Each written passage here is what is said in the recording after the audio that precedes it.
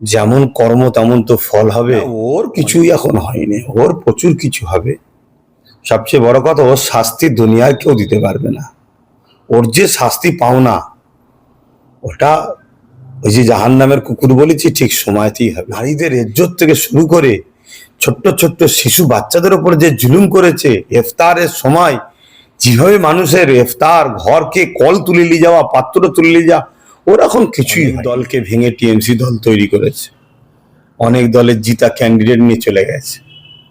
আজকে sir reaction, ওর শাস্তি এই সরকারও দিতে পারবে না যে শাস্তি হওয়ার দরকার।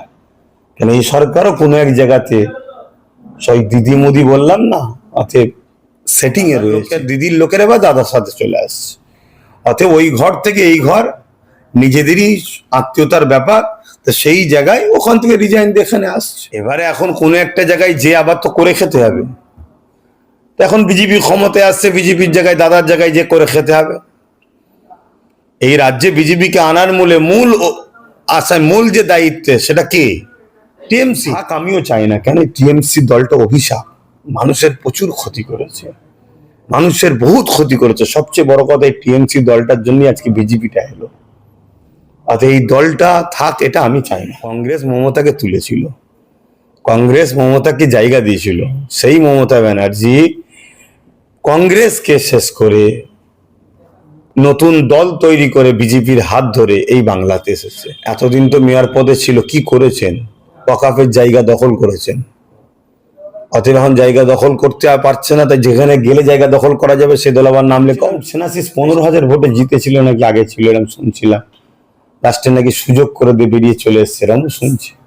তো উনি বিজেপিতে যাবে, তো অসম্ভব। কি যদি বিজেপিরই লোক ছিলেন আগে, টিএমসি তো বিজেপি। কংগ্রেস দুটো দলে বিভক্ত হয়ে গেল, সেখানে মমতা ব্যানার্জিকে দল পরিশুদ্ধ করতে না পারার জন্য একপেশও করে দেওয়া হলো। কিভাবে দেখছেন?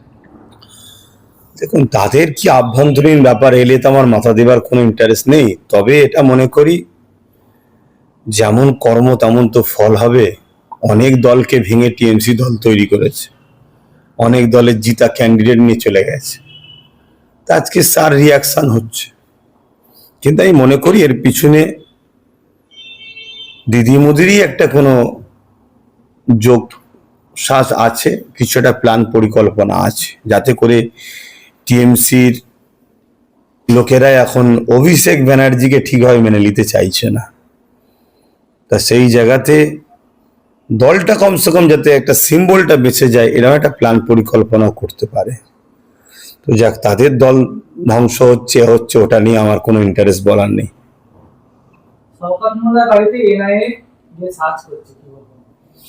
না, ওর কিছুই এখন হয়নি, ওর প্রচুর কিছু হবে।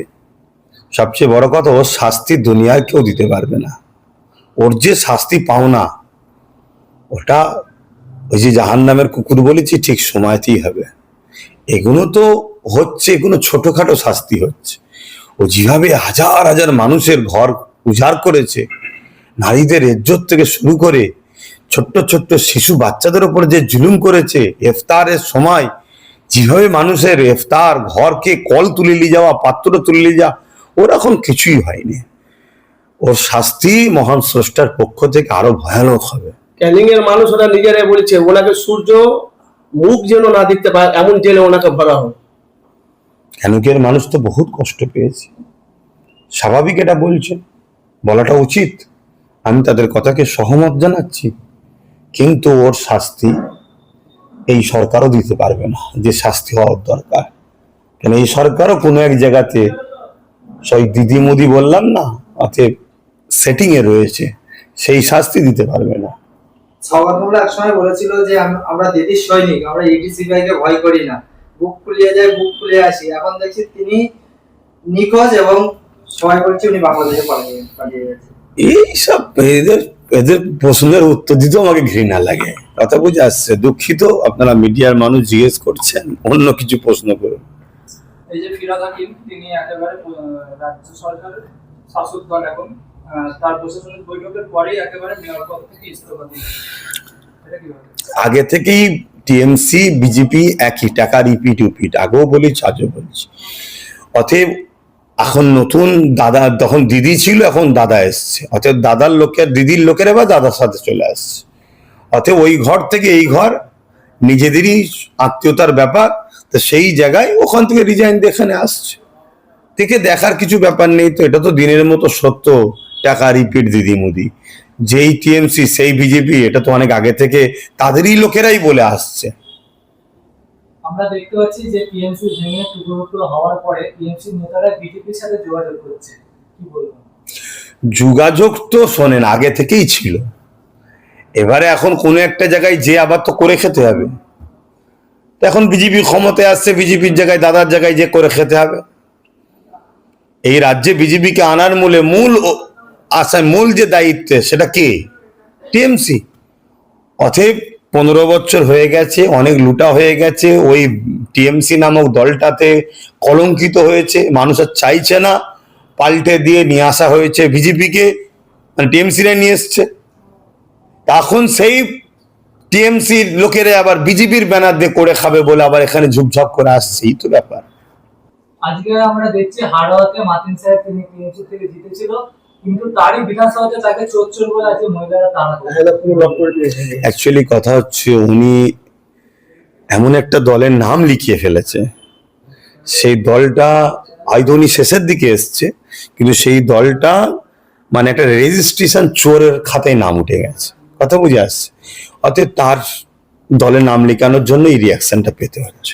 আগামী দিনে তৃণমূল দলটা থাকবে বাংলায় ভাই? না থাক, তো আমি চাই না। যাচ্ছে তো এক একটা ঘর চলে যাচ্ছে বিজেপি। থাক, আমিও চাই না। কেন? টিএমসি দলটা অভিশাপ, মানুষের প্রচুর ক্ষতি করেছে, মানুষের বহুত ক্ষতি করেছে। সবচেয়ে বড় কথা এই টিএমসি দলটার জন্য আজকে বিজেপিটা এলো, আর এই দলটা থাক, এটা আমি চাই না। আপনার এলাকা মমতা ব্যানার্জির রাজনৈতিক জীবনে যাকে রাজনৈতিক জীবন সঙ্গী বলা হয় ফিরহাদ হাকিম, তিনি শুভেন্দুর সঙ্গে নবান্নে বৈঠক করেছেন।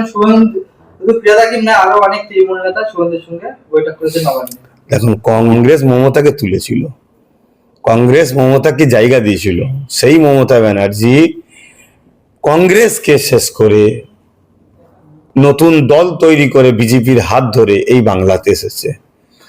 তা আমি যেমন কর্ম করেছি আমার সাথেও কেউ সেরকম করবে, কিন্তু আমি মনে করি ফিরহাদ হাকিম সে যে আজকে বিজেপির সঙ্গে যোগাযোগ করছে, এই যোগাযোগ আজকে নতুন নয়, আগে থেকেও ছিল, আগে থেকেও সেটিং তখন ভেতরে ছিল, এখন প্রকাশ হচ্ছে।